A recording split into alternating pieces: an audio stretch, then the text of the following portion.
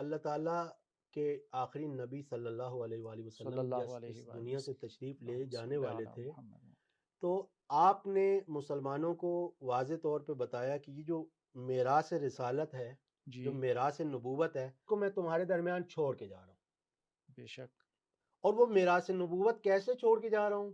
انی تارک فیکم الثقلین، فقل ہے میں تمہارے درمیان دو گراں قدر چیزوں کی صورت میں یہ پوری میراث، یہ پوری محنت جو جناب آدم علیہ السلام سے لے کے نبی اکرم صلی اللہ علیہ وسلم تک 1,24,000 انبیاء جو کہ مشہور ہے، اس کی محنت، ان انبیاء کی محنت میں ان دو چیزوں کی صورت میں چھوڑ کے جا رہا ہوں۔ جی کیونکہ یہ انبیاء کیوں آئے تھے؟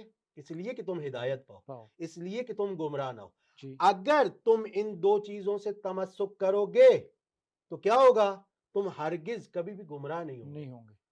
ما ان تمسکتم بہما لن تضلوا ابدا، اگر تم ان دونوں سے بہما دونوں ضروری ہے، کوئی ایک نہیں ایک بلکہ نہیں، دونوں سے۔ ہاں، کیوں؟ پھر آگے کہا بھی ہے جی کیونکہ یہ دونوں کیا ہے؟ ایک دوسرے سے کبھی بھی جدا نہیں ہوں گے، حتی یرد علی الحوض، یہاں تک کہ حوض کوثر پہ مجھ سے مل جائے۔ لہٰذا اگر کوئی یہ سمجھے کہ میں ایک سے متمسک ہوں دوسرے کو چھوڑ کے، تو وہ غلط فہمی کا شکار ہے، کیونکہ یہ ایک دوسرے سے جدا نہیں ہوں گے۔ یا تو تم دونوں سے متمسک ہو یا دونوں سے نہیں ہو۔ اب تفرقہ جو ہے وہ کیوں ہے عالم اسلام میں؟ کہا کہ اگر ان دونوں سے ملے رہو گے جی تو لن تضلوا ابدا، کبھی گمراہ نہیں ہوں گے، کبھی گمراہ نہیں ہوں نہیں ہوگے۔ تفرقہ گمراہی ہے یا نہیں ہے؟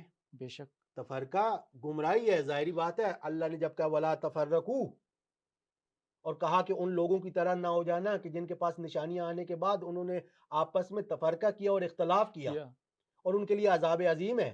عذاب عظیم جس چیز پر ہے وہ گمراہی ہے، وہ ضلالت ہے، بس گمراہی ہے۔ اب اگر تفرقہ ہے مسلمانوں میں، اس کا مطلب ہے مسلمان گمراہ ہو گئے، ہو گئے، ٹھیک ہے۔